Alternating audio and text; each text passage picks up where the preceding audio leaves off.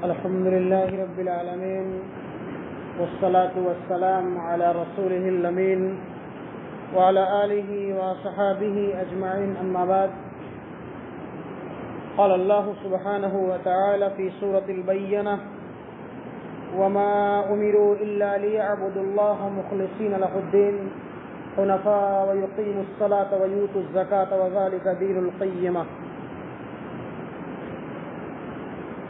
محترم بھائیوں، بزرگوں، نوجوان ساتھیوں، کہ ہماری نیکیاں چاہے وہ چھوٹی نیکیاں ہوں یا بڑی نیکیاں ہوں، اللہ کی بارگاہ میں کب قابل قبول ہوں گی، اس کی پہلی شرط یہ ہے کہ اگر ہم صاحب ایمان ہیں، اور اگر صاحب ایمان ہیں تو ہمارے عقیدے کی تصحیح اور اصلاح ہونی چاہیے، شرک کی گندگیوں اور غلاظتوں سے ہمارا ایمان اور عقیدہ پاک و صاف ہونا چاہیے۔ دوسری شرط یہ ہے کہ ہماری نیکیاں اللہ کی بارگاہ میں اس وقت قابل قبول ہوں گی جب ہمارے اندر اخلاص پایا جائے گا۔ ہم کوئی بھی عمل کر رہے ہیں، ہمارا مقصد یہ ہونا چاہیے کہ ہمارے اس عمل کے ذریعے سے ہمارا رب جو عرش پر مستوی ہے وہ ہم سے راضی اور خوش ہو جائے۔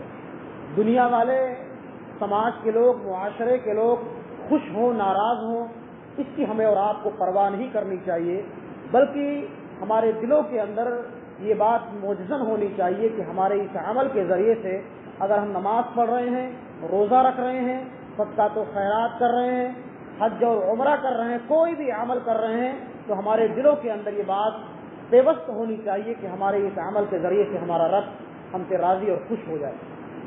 اس کی بہت ساری مثالیں کتاب و سنت کے اندر موجود ہیں۔ اللہ رب العالمین قرآن کریم کے اندر سورہ بینہ کے اندر ارشاد فرماتے ہیں کہ وما امروا الا ليعبدوا الله مخلصين له الدين، کہ تمہیں اس بات کا حکم دیا گیا ہے کہ تم اللہ کی عبادت، دین اسلام کو خالص کرتے ہوئے اللہ کی عبادت کرو، اللہ کے بتائے ہوئے تعلیمات اور احکامات کی پاسداری کرو، اللہ کے دین کو خالص کرتے ہوئے۔ اور اللہ کے حبیب فرماتے ہیں صلی اللہ علیہ وسلم، صحیح بخاری اور مسلم کی روایت ہے، انما الاعمال بالنیات وانما لكل امرئ ما نوى فمن كانت هجرته الى الله ورسوله فهجرته الى الله ورسوله۔ انسان کے تمام اعمال کا دار و مدار اس کی نیت پر ہوتا ہے۔ اگر انسان کی نیت صحیح ہے تو اللہ اس کو اجر و ثواب دے گا، اور اگر انسان کی نیت خراب ہے، اس کی نیت کے اندر کھوٹ ہے، فطور ہے، تو چاہے حج جیسے عظیم عبادت بھی کیوں نہ ہو، اللہ رب العالمین کے ہاں اس کا وہ نیک عمل قابل قبول نہیں ہوگا۔ جیسا کہ اللہ کے رسول نے مثال دے کر کے بیان فرمایا کہ ہجرت ایک ایسا عمل ہے کہ انسان اپنے دین کی حفاظت کی خاطر اپنے ایک ملک کو چھوڑ کر کے دوسرے ملک کی طرف ہجرت کر جاتا ہے، جیسے صحابہ کرام نے مکہ کو چھوڑ کر کے مدینہ منورہ کی طرف اور حبشہ کی طرف ہجرت کر گئے، تو ان کا مقصد یہ تھا کہ ان کے دین کی حفاظت ہو اور ان کے اس عمل کے ذریعے سے ان کا رب راضی اور خوش ہو جائے۔ تو اللہ کے رسول فرماتے ہیں کہ اگر ہجرت جیسا نیک عمل، اگر انسان کسی عورت سے نکاح کرنے کے لیے یا پیسہ کمانے کے لیے اپنے ملک کو چھوڑ کر کے مکہ جاتا ہے، مدینہ جاتا ہے، سعودی عرب جاتا ہے کہ وہ پیسہ کمائے، تو اس کا مقصد جو ہے ہجرت نہیں ہے بلکہ دنیا کمانا ہے، تو اللہ رب العالمین اس کو وہ ثواب نہیں دے گا جو ہجرت کا اللہ رب العالمین ثواب دیتا ہے۔ تو اللہ کے رسول نے فرمایا کہ اگر انسان ہجرت جیسا نیک عمل ریاکاری اور مکاری کرنے کے لیے، یا اللہ کے رسول نے آگے بیان فرمایا کہ ایک صحابی تھے جنہوں نے ایک عورت سے نکاح کرنے کے لیے ہجرت کیا تھا، تو ان کا وہ عمل اس ہجرت کا ثواب کا مستحق نہیں قرار پاتا ہے۔ اسی لیے اللہ کے رسول نے بیان فرمایا کہ ہجرت جیسا نیک عمل اگر انسان اللہ کی خوشنودی کی خاطر نہیں کرے گا تو اس کو وہ ثواب نہیں ملے گا۔ تو اللہ کے رسول نے فرمایا کہ انسان کے اللہ رب العالمین دل کو دیکھتا ہے، اس کی نیت کو دیکھتا ہے کہ انسان کون سا عمل کر رہا ہے اور کس نیت کے ساتھ کر رہا ہے۔ صحیح مسلم کی صحیح روایت ہے، حضرت ابو ہریرہ اس حدیث کے راوی ہیں، وہ فرماتے ہیں کہ اللہ کے رسول نے فرمایا کہ ان اللہ لا ينظر الى صورکم واموالکم ولکن ينظر الى قلوبکم واعمالکم۔ اللہ سبحانہ و تعالی ہماری شکل و صورت خوبصورتی اور بدصورتی یا مال و دولت کو نہیں دیکھتا ہے کہ انسان کتنا خوبصورت ہے، کتنا اسمارٹ دکھتا ہے، اس کے پاس کتنا پیسہ ہے، کتنا جائیداد ہے، کتنا بڑا مالدار ہے اور کتنا بڑا سخی اور فیاض ہے. وَلَٰكِن يَنظُرُ إِلَىٰ قُلُوبِكُمْ وَأَعْمَالِكُمْ. اللہ سبحانہ و تعالیٰ انسان کے اس عمل کو دیکھ رہا ہے اور اس کی نیت کو دیکھ رہا ہے کہ ہم اگر دن میں 5 وقت کی نماز پڑھ رہے ہیں تو کس نیت کے ساتھ پڑھ رہے ہیں. اگر ہم صدقہ و خیرات کر رہے ہیں، کسی بھوکے کو کھانا کھلا رہے ہیں، اللہ کے راستے میں کچھ خرچ کر رہے ہیں تو کس نیت کے ساتھ خرچ کر رہے ہیں. اللہ رب العالمین یہ دیکھتا ہے.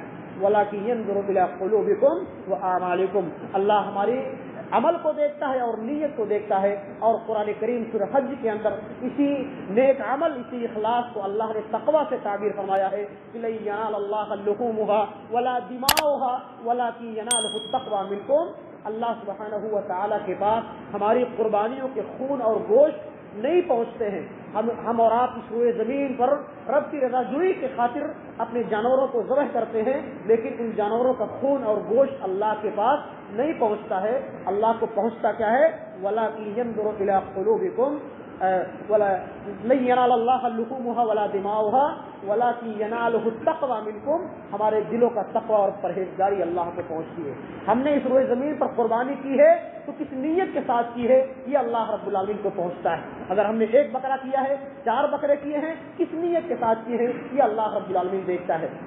اور صحیح بخاری کی ایک روایت، مشہور روایت ہے جس کے راوی حضرت ابو ہریرہ فرماتے ہیں کہ اللہ کے رسول نے فرمایا کہ کل قیامت کے دن 3 ایسے لوگوں کو اللہ رب العالمین جہنم کے اندر داخل فرمائے گا جن کا عمل بہت ہی اچھا تھا.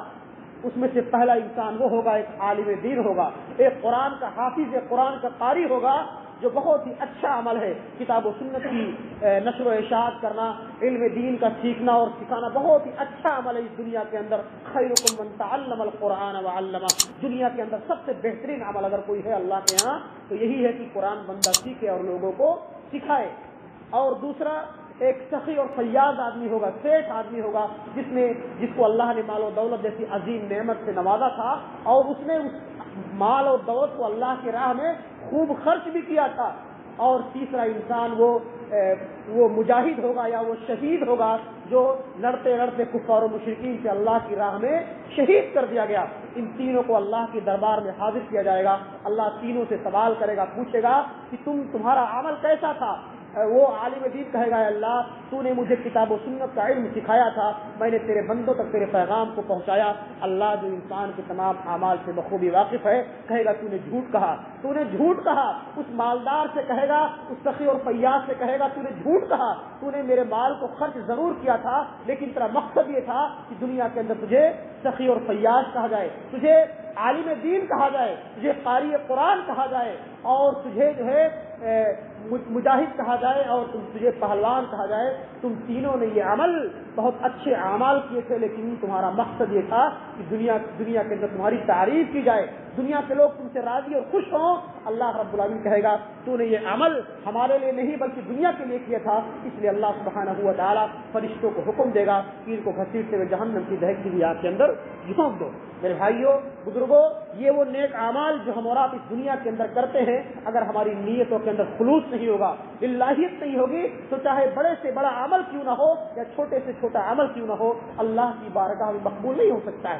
اگر ہماری نیتوں میں خلوص ہوگا، ایک چھوٹا سا عمل، ایک کھجور اگر ہم اللہ کے راستے میں خیرات کریں گے، ایک بھوکے انسان کو ایک دن کا کھانا کھلا دیں گے اخلاص کے ساتھ اور اس پر احسان نہیں جتلائیں گے تو ہمارا یہ نیک عمل، ایک دن کا کھانا کھلانا، 10 روپیہ کسی کو دینا، کسی کے اللہ کی راہ میں خیرات کرنا، اللہ رب العالمین اس کو قبول کر سکتا ہے اور اس کو پہاڑ کے برابر کر سکتا ہے. اور اللہ کے رسول فرماتے ہیں کہ ورجل تصدق بصدقة فأخفاها حتى لا تعلم شماله ما تنفق يمينه.